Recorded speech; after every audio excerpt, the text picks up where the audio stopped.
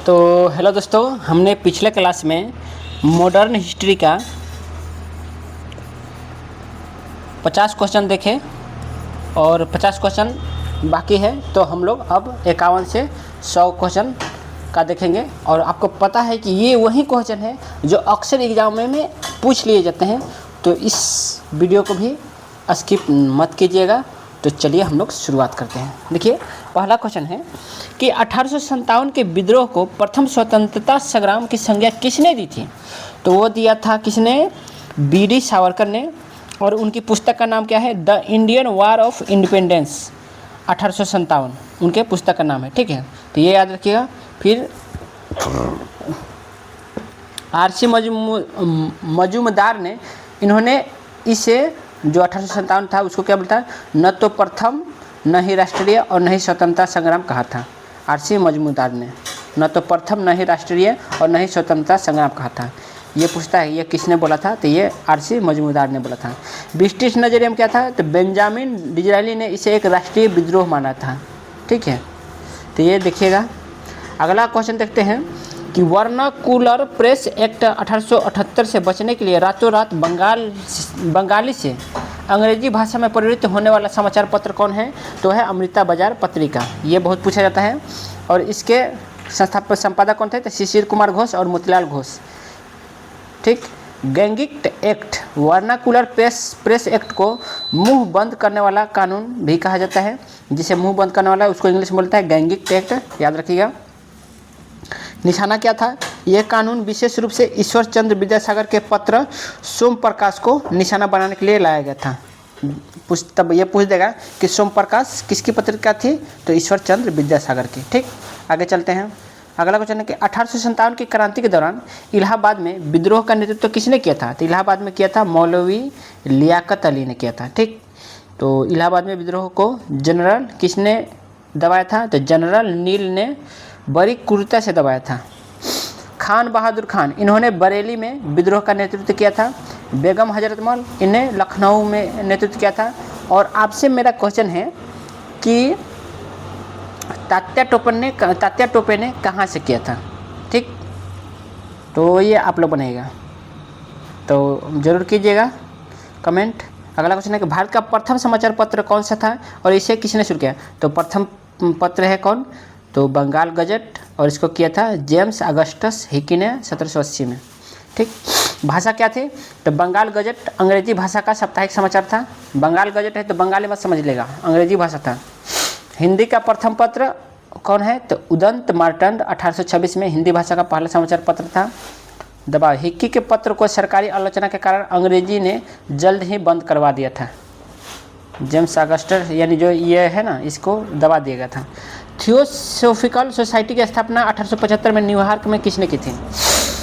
Theosophical society की, तो ये किया था मैडम ब्लावस्की और कर्नल अल्कॉट ने। जबकि इसको हर कोई ना मारता है एनी बेसेंट, जो कि वो गलत है। तो याद रखिएगा, मैडम ब्लावस्की और कर्नल अल्कॉट ने थियोसोफिकल सोसाइटी की स्थापना की थी। ठीक, मुख्यालय कहाँ था इसका? तो 1882 में इसका मुख्यालय मद्रास के पास अड्यार में स्थापित किया गया था। एनी बेसेंट ने 1893 में भारत आई और 1907 में इस सोसाइटी की अध्यक्ष बनी थी। ठीक, प्रभाव, इस आंदोलन में हिंदू पुनरुत्थान को बढ़ावा दिया और प्राचीन भारतीय दर्शन की महत्ता बताई थी। अगला क्वेश्चन देते हैं कि यह यंग बंगाल आंदोलन, यंग बंगाल मूवमेंट के प्रवर्तक कौन थे? तो वह थे हेनरी विवियन डेरोजियो। ये बहुत ही पूछता है। और पद, डेरोजियो हिंदू कॉलेज के कलकत्ता में इतिहास के शिक्षक थे। ठीक है, आधुनिकता में अगर बात करें तो इन्हें आधुनिक भारत का प्रथम राष्ट्रवादी कवि माना जाता है। किसको? तो हेनरी विवियन डेरोजियो को आधुनिक भारत का प्रथम राष्ट्रवादी कवि मानते हैं। विचार, यह आंदोलन फ्रांसीसी क्रांति के स्वतंत्रता और समानता के विचार से प्रेरित थे। ठीक है, अगला क्वेश्चन पूछा जाए कि 1857 के विद्रोह के समय ब्रिटेन का प्रधानमंत्री कौन था? तो वह था लॉर्ड पाल्मस्टन। ये बहुत पूछा जाता है और बहुत लोग गलती कर आते हैं। विपक्ष में कौन थे? तो डिजरायली उस समय ब्रिटेन में विपक्ष के नेता थे। डिजरायली क्या थे? तो उस समय ब्रिटेन के विपक्ष के नेता थे। कैनिंग, विद्रोह के समय भारत के गवर्नर जनरल लॉर्ड कैनिंग थे। कंपनी का अंत, इस विद्रोह के बाद 1858 के एक्ट द्वारा ईस्ट इंडिया कंपनी का शासन समाप्त हुआ था। और किसका कानून चला था? तो जो ताज का समझिए, ताज का शासन शुरू हो गया था। अगला क्वेश्चन है कि अलीगढ़ मुस्लिम विश्वविद्यालय की नींव रखने वाला सर सैयद अहमद खान। ये पूछता है कि अलीगढ़ मुस्लिम विश्वविद्यालय की नींव किसने रखी थी? सर सैयद अहमद खान ने। किस संस्था की स्थापना की थी? तो वह था साइंटिफिक सोसाइटी की, 1864 में। ठीक। और उद्देश्य क्या था? तो अंग्रेजी पुस्तकों का उर्दू में अनुवाद करना, ताकि मुस्लिम समाज में वैज्ञानिक सोच बढ़े। संस्थान क्या है? तो इन्होंने 1875 में मोहम्मद एंग्लो ओरिएंटल कॉलेज की स्थापना की, जो 1920 में क्या बना था? तो वही बना था अलीगढ़ मुस्लिम विश्वविद्यालय।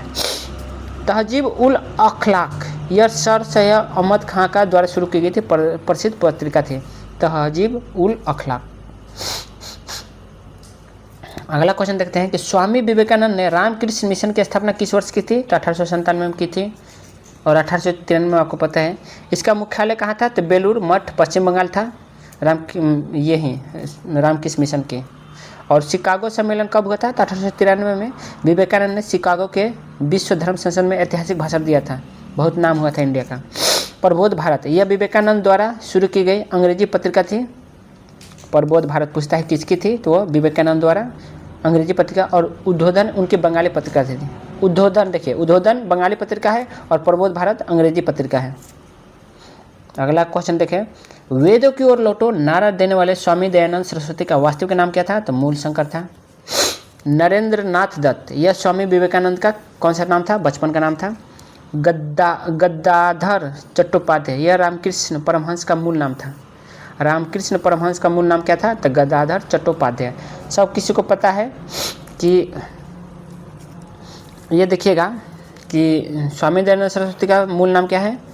मूल शंकर। नरेंद्र दास किसका नाम है? तो विवेकानंद का। और गद्दाधर चट्टोपाध्याय किसका नाम है? तो है रामकृष्ण परमहंस का। और रामकृष्ण परमहंस ये कौन थे? तो आपको पता होनी चाहिए। ये विवेकानंद जी के क्या थे? तो ये गुरु थे। भारत का मार्टिन लूथर, दयानंद सरस्वती को उनकी समाज सुधारक गतिविधियों के कारण ही भारत का मार्टिन लूथर कहा जाता है। ठीक। पूछता है कि भारत का मार्टिन लूथर किसको बोला जाता है? तो किसको बोला जाता है जी? तो दयानंद सरस्वती को। आगे क्वेश्चन देखते हैं। बोला है, ओहो आगे चलना, कि हिंदुस्तान रिपब्लिक एसोसिएशन HRA की स्थापना 1924 में कहाँ की गई थी? तो वो किया गया था कानपुर में। ठीक। और संस्थापक कौन है? तो सचिंद्र नाथ सान्याल, राम प्रसाद बिस्मिल और योगेश चंद्र चटर्जी इसके मुख्य संस्थापक थे। किसके? तो HRA के। लक्ष्य क्या था? सशस्त्र क्रांति के माध्यम से भारत में संयुक्त राष्ट्र भारत यानी यूनाइटेड स्टेट ऑफ इंडिया की स्थापना करना था। परिवर्तन क्या होता है? तो 1928 में चंद्रशेखर आज़ाद के नेतृत्व में इसका नाम बदलकर क्या रखा गया था? तो Hindustan socialist Republic association HRA कर दिया गया था। अब अगला क्वेश्चन है, सर्दी हो गया लग रहा है हमको। बोला है, अनुशीलन समिति का संबंध किस क्रांतिकारी नेता से था? तो वह था बरिंद्र कुमार घोष और भूपेंद्र नाथ दत्त। पूछता है और बहुत लोग गलती करके आते हैं। स्थान कहा जाए तो यह बंगाल की पहली क्रांतिकारी संस्था थी, जिसकी स्थापना 1902 में प्रथम मित्र ने की थी। किसने की थी? प्रथम मित्र ने की थी। और वही है प्रथम मित्र कौन? बरिंद्र कुमार घोष और भूपेंद्र नाथ दत्त।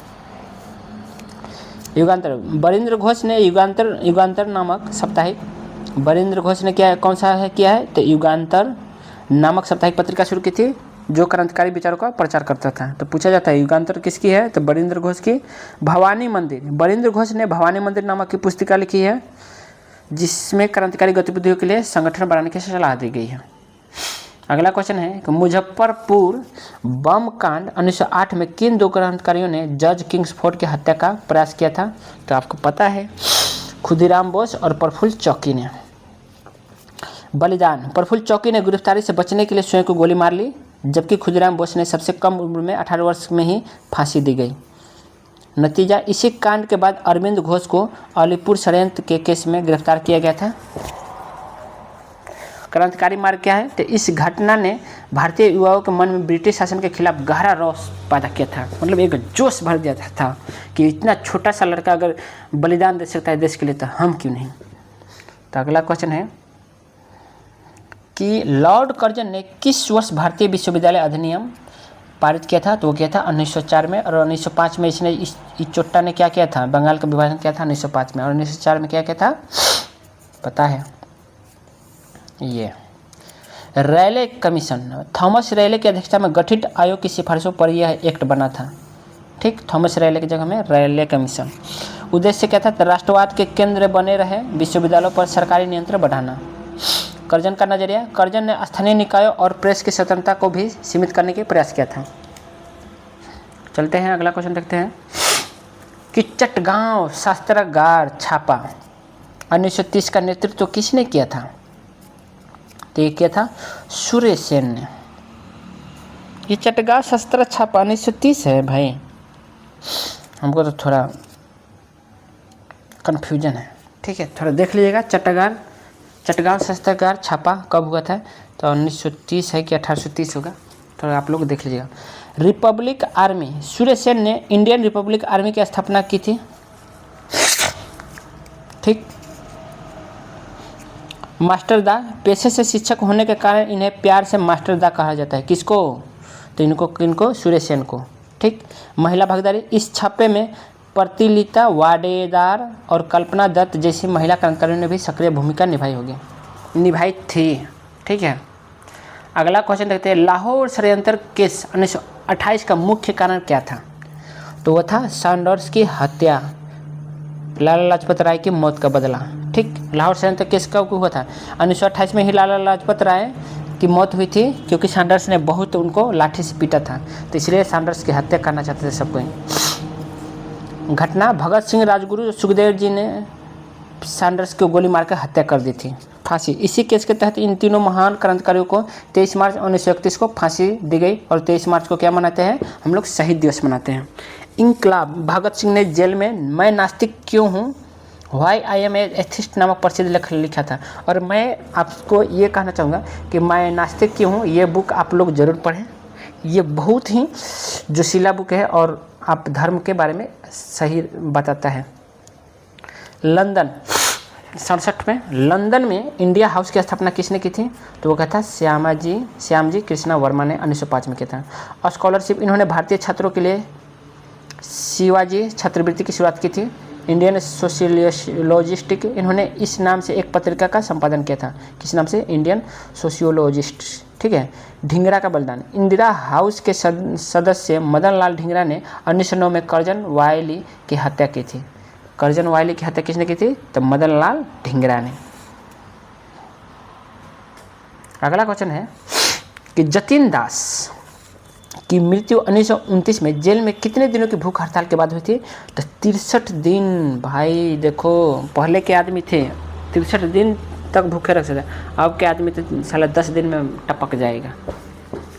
कारण, जेल में राजनीतिक कैदियों को बेहतर सुविधाएं दिलाने के लिए उन्होंने अनशन किया था।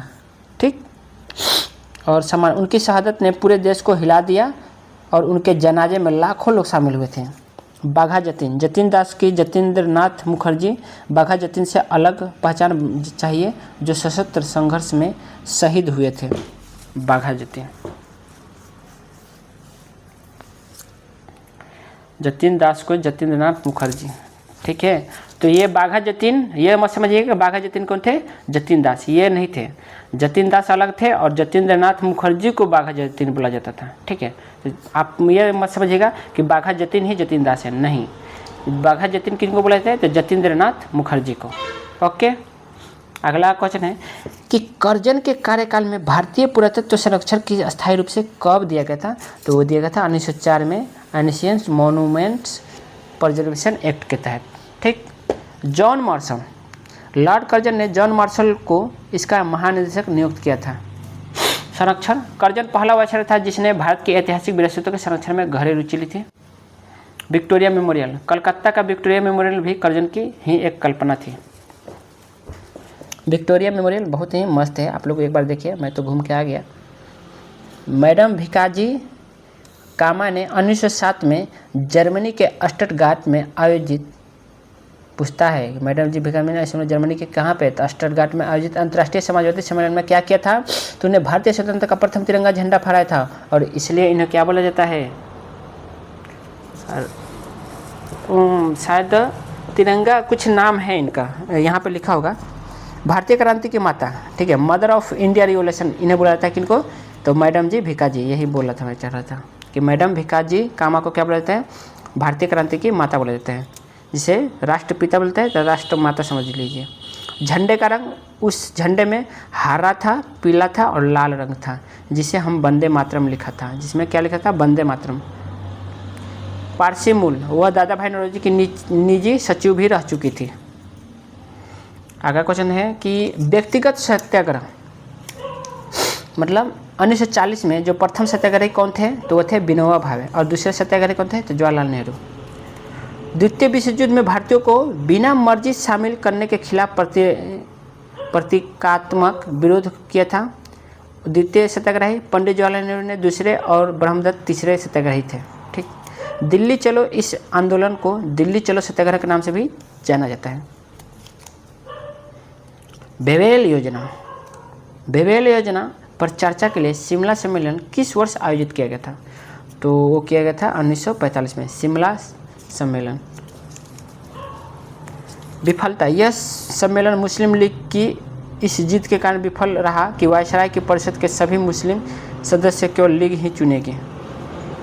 वायसराय की परिषद के सभी मुस्लिम सदस्य केवल लीग ही चुनेगी, ठीक है, इस वजह से विफल रहा। अध्यक्ष अबुल कलाम आज़ाद ने कांग्रेस के प्रतिनिधित्व का नेतृत्व किया था। अखंड भारत, गांधी जी इस सम्मेलन में उपस्थित तो थे, लेकिन उन्होंने बैठकों से भाग नहीं लिया था। भारत, गांधी जी का यही अच्छा है कि वो ना वो तो कांग्रेस को भी ख़त्म करना चाहते, क्योंकि वो चाह रहे थे कि ये नेतागिरी वाला नहीं हो, लेकिन क्या करें, आज नेतागिरी ही पूरे दुनिया को, भारत को दुनिया के सामने नीचे झुका दी है। 1946 में शाही नौसेना विद्रोह, रॉयल इंडियन नेवी म्यूटिनिटी की शुरुआत किस जहाज़ से हुई थी, तो किस जहाज़ से हुई थी, तो HMIS तलवार। ये याद रखिएगा, बहुत पूछा जाता है, ठीक है। कारण, खराब भोजन और ब्रिटिश अधिकारियों के नस्ली व्यवहार के खिलाफ BC दत्त ने जहाज़ की दीवारों पर अंग्रेजों भारत छोड़ो लिख दिया था, ठीक। हस्तक्षेप, सरदार पटेल और मोहम्मद अली जिन्ना के समझाने पर विद्रोही ने आत्मसमर्पण किया था। अंतिम प्रहार, इस विद्रोह ने अंग्रेजों को समझा दिया कि अब भारतीय सेना उनके प्रति वफादार नहीं रही। अगला क्वेश्चन देखते हैं, कैबिनेट मिशन भारत के लिए किस प्रकार की शासन व्यवस्था का प्रस्ताव दिया था। कैबिनेट मिशन ने भारत के लिए किस प्रकार की शासन व्यवस्था का प्रस्ताव दिया था, तो वह दिया था ढीला ढाला संघ, लूज फेडरेशन, ढीला ढाला संघ।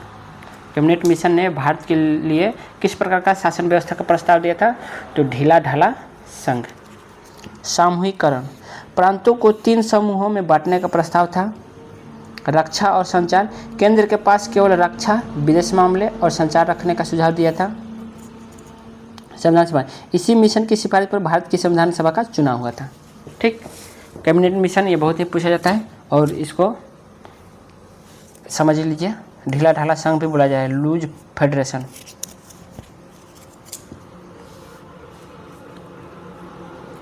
माउंटबेटन योजना, 3 जून 1947 को अन्य किस नाम से जाना जाता है, तो डिकी बर्ड प्लान, और इसी प्लान की वजह से भारत और पाकिस्तान का विभाजन हुआ था। इसी योजना ने आधिकारिक तौर पर भारत और पाकिस्तान के विभाजन को स्वीकार किया था। रियासतों को भारत या पाकिस्तान में शामिल होने या स्वतंत्र रहने का विकल्प दिया गया।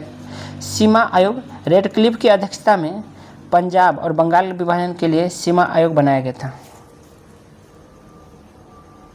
अगला क्वेश्चन है कि अंतरिम सरकार 1946 में रक्षा मंत्री का पद किसे दिया गया था, तो वह दिया गया था बलदेव सिंह को। जगजीवन राम इनके पास श्रम मंत्रालय था। लियाकत अली खान ये अंतरिम सरकार में वित्त मंत्री थे और मुस्लिम लीग के सदस्य थे। गठन, इनका गठन 2 सितंबर 1946 को हुआ, जिसके उपाध्यक्ष जवाहरलाल नेहरू थे, ठीक है। किसके, रक्षा मंत्री का, अंतरिम सरकार में, अंतरिम सरकार का बोल रहे हैं, ठीक है। अंतरिम सरकार का गठन 2 सितंबर 1946 को, और इसके उपाध्यक्ष जवाहरलाल नेहरू थे, ठीक, अब आगे चलते हैं। ब्रिटिश प्रधानमंत्री क्लीमेंट एटली ने भारत को आज़ाद करने की घोषणा कब की थी? तो किया था 20 फरवरी 1947 को। ठीक, डेडलाइन, एटली ने घोषणा की थी कि अंग्रेज 30 जून 1948 से पहले ही भारत छोड़ देंगे। पार्टी एटली ब्रिटेन को लेबर पार्टी के नेता थे। परिवर्तन, इन्होंने लॉर्ड बेबल की जगह लॉर्ड माउंटबेटन को नया वायसराय बनाकर भेजा था।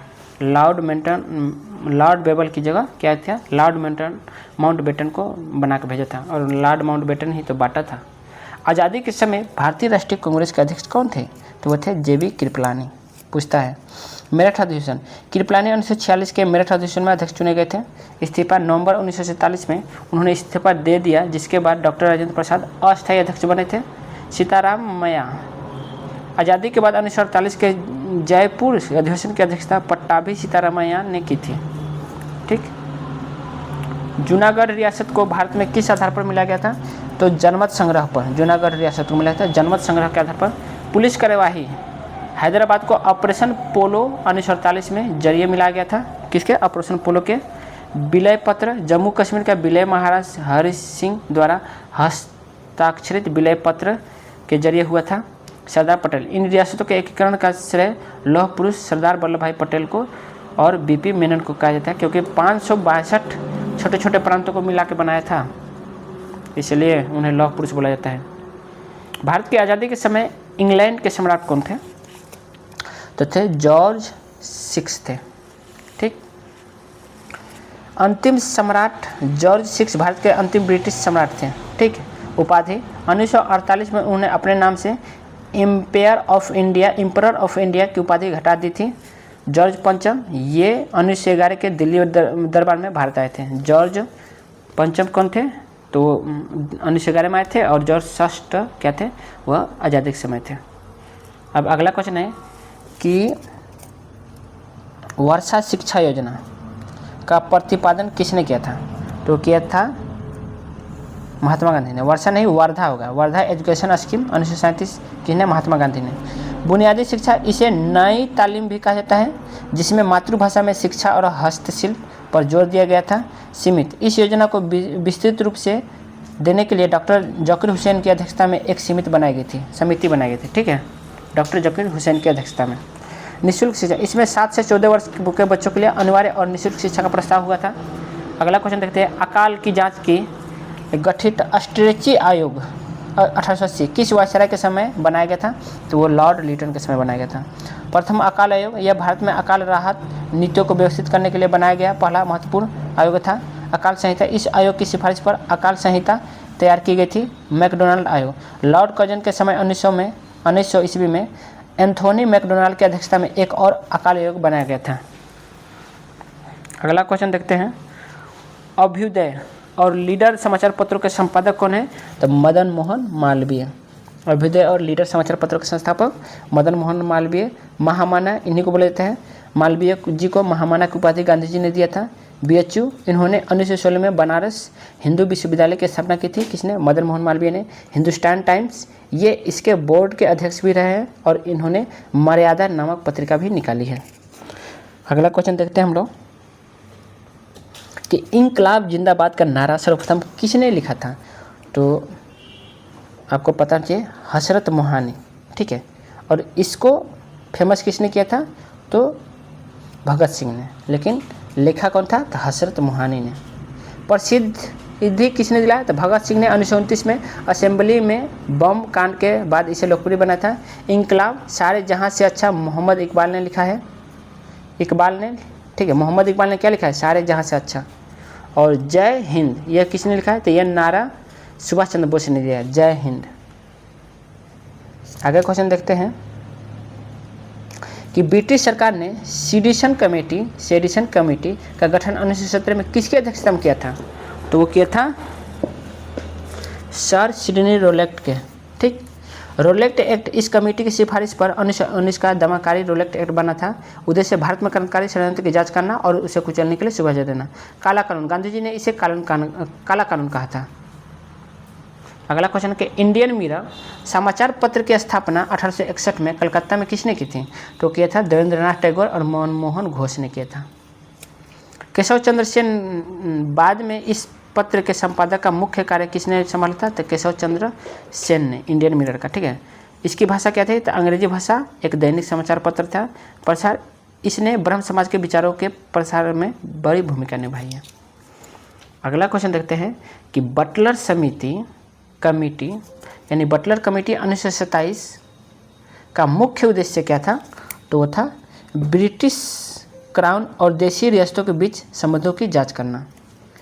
पैरामाउंट सी समिति ने सुझाव दिया कि ब्रिटिश सर्वोच्चता बनी रहनी चाहिए और रियासतों को उनकी सहमति के बिना किसी लोकप्रिय सरकार के अधीन नहीं करना चाहिए। अध्यक्ष कौन थे? तो हारकोर्ट बटलर इसके अध्यक्ष थे। रियासतें क्या है? उस समय भारत में लगभग 562 छोटी छोटी रियासतें थी। और जिसको क्या किया था आज़ादी के बाद? किसने इसको किया था? दादा भाई नौरोजी ने। अगला क्वेश्चन है कि कॉमरेड और हमदर्द पत्रिकाओं के संपादक कौन थे? तो मोहम्मद अली जौहर। ये बहुत ही पूछता है, याद रखिएगा। कॉमरेड सबसे फेमस है और हमदर्द भी। तो कॉमरेड या अंग्रेजी साप्ताहिक था और जबकि हमदर्द क्या था? तो उर्दू में था। खिलाफत आंदोलन, मोहम्मद अली और शौकत अली बंधु खिलाफत आंदोलन के प्रमुख नेता थे। ठीक है, अब आपसे ये पूछना है हमको कि खिलाफत आंदोलन कब चलाया गया था? ये आप कमेंट कीजिएगा। अल हिलाल ये किसका था? तो मौलाना अब्दुल कलाम आज़ाद ने अल हिलाल और अल बलाग पत्रिका निकाली थी। अगला क्वेश्चन देख सकते हैं हम लोग कि एतमाद उद दौला की उपाधि अंग्रेजों ने किस गवर्नर जनरल के कार्यकाल में दी थी? यह एक ट्रिकी प्रश्न है, आप लोग को बताना चाहिए। तो एतमाद उद दौला आपको पता है यह मुगल कालीन उपाधि है। ठीक है, तो इसमें से कोई नहीं होगा, ये सब कोई गलती कर दे। ये क्वेश्चन पूछा हुआ है। ठीक है, तो और सब कोई गलत करके आए थे, और जबकि यह क्या है? मुगल कालीन उपाधि है। ठीक है, तथ्य क्या है? तो एतमाद उद दौला की उपाधि जहांगीर ने गियोस बेग नूरजहां के पिता को दी थी। ठीक, जो नूरजहां थी उसके पिता को एतमाद उद दौला का उपाधि दिया था। किसने? जहांगीर ने। मकबरा आगरा में इनका मकबरा पित्रा ड्यूरा तकनीक का उपयोग करने वाला भारत का पहला स्मारक है। और किसने बनवाया था? पित्रा ड्यूरा। तो ये किया था नूरजहां ने अपने पिता के लिए बनवाया था, एतमाद उद दौला के लिए बनवाया था पित्रा ड्यूरा के तकनीकी ऊपर। ठीक है, महान्यायवादी अंग्रेजों ने दीवानी अधिकार मिलने के बाद प्रशासनिक पदों का नाम बदला था, लेकिन ऐसी उपाधियां नहीं थी। उन्होंने तो बदला था, लेकिन ऐसा एतमाद उद दौला वाला कोई नाम नहीं रखा था। पहला क्वेश्चन है कि प्रथम कारखाना अधिनियम फर्स्ट फैक्ट्री एक्ट 1881 किस वायसराय के समीप पारित हुआ था? तो 1881 में आपको पता है कौन थे? तो लॉर्ड रिपन थे, और जो कि सबसे अच्छा माना जाता है भारत के लिए, बहुत ही अच्छा ये वायसराय था। बाल श्रम, इसमें 7 वर्ष के कम उम्र के बच्चों के काम करने पर प्रतिबंध लगाया गया। कार्य के घंटे 7 से 12 वर्ष के बच्चों के लिए काम के घंटे तय किए गए और महीने में 4 छुट्टियां अनिवार्य की गई। ठीक, स्थानीय शासन, रिपन को ही भारत में स्थानीय शासन और जनगणना का जनक माना जाता है। ठीक है, आपको पता है कि सर्वप्रथम जनगणना कब हुआ था? 1872 में हुआ था, जो कि लॉर्ड मेयो के काल में हुआ था, लेकिन वो अनियमित था। लेकिन नियमित रूप से कब हुआ था? 1881 में, लॉर्ड रिपन के टाइम। भारतीय शिक्षा का मैग्ना कार्टा किसे कहा जाता है? तो आपको पता है वुड्स का डिस्पैच बोला था 1854। ये पिछले क्लास में बताया था, जो 50 क्वेश्चन कराए थे मॉडर्न हिस्ट्री का, उसमें। चार्ल्स वुड यह बोर्ड ऑफ कंट्रोल के अध्यक्ष थे। इन्होंने सुझाव दिया कि प्राथमिक शिक्षा मातृभाषा में और उच्च शिक्षा अंग्रेजी में होनी चाहिए। विश्वविद्यालय, इसी की सिफारिश पर 1857 में कलकत्ता, बम्बई और मद्रास में विश्वविद्यालय की स्थापना हुई थी। किसके? वुड डिस्पैच के। इस डिस्पैच ने पहली बार महिला शिक्षा और व्यावसायिक प्रशिक्षण पर जोर दिया था। अगला क्वेश्चन देखते हैं, कांग्रेस के इतिहास में एकमात्र बार महात्मा गांधी ने किस अधिवेशन की अध्यक्षता की है? तो वो किया है बेलगांव अधिवेशन 1924 में। ये बहुत पूछता है, तो याद रखिएगा। बेलगांव वर्तमान में कर्नाटक राज्य में स्थित है। समझौता, इसी अधिवेशन में गांधी दास समझौते को मंजूरी दी गई थी। गांधी जी ने यह रचनात्मक कार्यों और छुआछूत मिटाने के संकल्प को कांग्रेस का मुख्य एजेंडा बनाया था। उन्होंने उसे छुआछूत को हटाने के लिए किया था। अगला क्वेश्चन है कि लॉर्ड माउंटबेटन के समय स्वतंत्र भारत के पहले और अंतिम भारतीय गवर्नर जनरल कौन बने? तो सी राजगोपाल। ये मैंने पिछले क्लास में बताया था। राजा जी इन्हीं को बुलाए थे।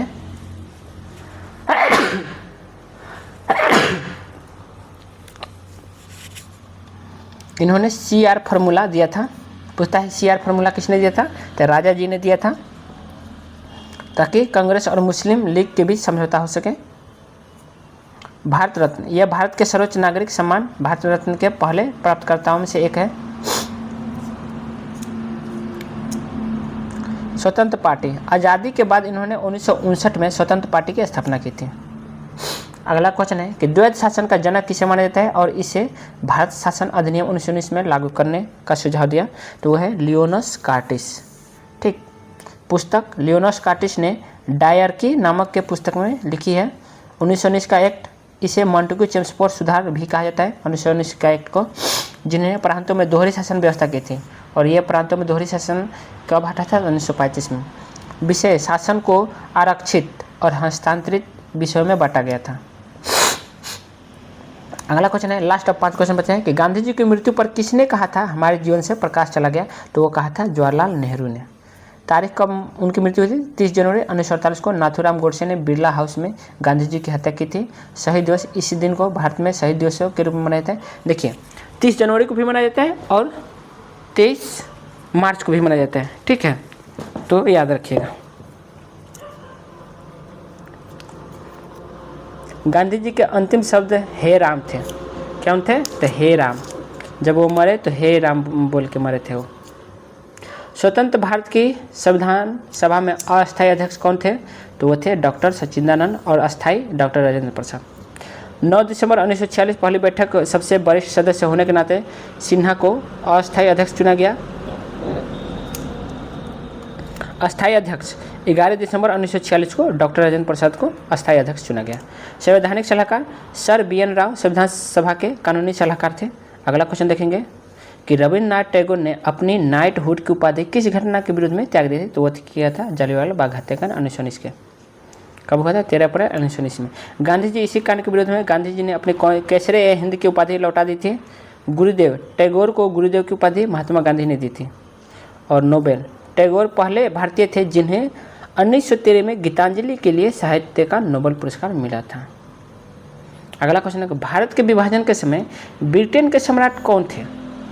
तो वो थे जॉर्ज 6। अभी तो जस्ट आया था क्वेश्चन और इसके बारे में मैंने बता दिया, तो आप लोग पढ़ लीजिएगा। ठीक, वंदे मातरम गीत पहली बार कांग्रेस के किस अधिवेशन में गाया गया था? तो वो गाया था 1896 में कोलकाता में। ठीक, अध्यक्ष 1896 के इसी अधिवेशन के अध्यक्ष रहीमतुल्लाह सयानी ने की थी। आनंद मठ, यह गीत बंकिम चंद्र चटर्जी के उपन्यास आनंद मठ में लिया गया है।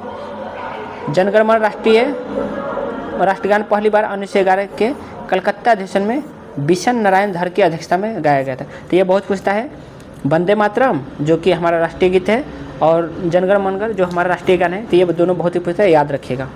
ठीक, अगला लास्ट हम लोग का 100वां क्वेश्चन है कि भारत सरकार अधिनियम 1935 को किसने गुलामी का नया अधिकार पत्र कहा था? ठीक, तो ये कहा था जवाहरलाल नेहरू ने। कॉन्सेप्ट क्या है कि बिना इंजन की गाड़ी, नेहरू ने इसे एक ऐसी कार जिसमें ब्रेक तो बहुत है पर इंजन नहीं है भी कहा था। जिन्ना का बयान, जिन्ना ने इसे सड़ा हुआ और मौलिक रूप से खराब बताया था। महत्व, आलोचना के बावजूद भारतीय संविधान का सबसे बड़ा ढांचागत स्रोत यह अधिनियम है। मतलब कितना भी आलोचना किया है, लेकिन आपको पता है संविधान का 70% 1935 अधिनियम से ही लिया गया है। ठीक है, तो ये है। तो चलिए आज के लिए बस इतना ही, और आपको अच्छा लगे तो लाइक कीजिएगा, शेयर कीजिएगा और सब्सक्राइब नहीं किए तो सब्सक्राइब कर लीजिएगा। और रही बात, मैं जो भी क्वेश्चन करता हूँ तो आप लोग कमेंट क्यों नहीं करते हैं? क्योंकि कमेंट करने से आपको बहुत फ़ायदा होता है ना, वो क्वेश्चन हमेशा के लिए याद हो जाता है। तो कमेंट किया कीजिए, ठीक है। और आगे किस टॉपिक पे, किस सब्जेक्ट का 100 क्वेश्चन लाओ, ये आप ज़रूर बताएं। या इसी हिस्ट्री का, मॉडर्न तो ख़त्म हो गया, तो हिस्ट्री का एंशियंट लाऊं या मेडिवल, ठीक है, आप लोग बताइएगा। मैंने मेडिवल का भी 50 क्वेश्चन बनाया है और एंशियंट का भी 50 क्वेश्चन, तो आप बताइए किसका चाहिए, मेडिवल का या एंशियंट का। ठीक है, ओके बाय, थैंक यू देखने के लिए।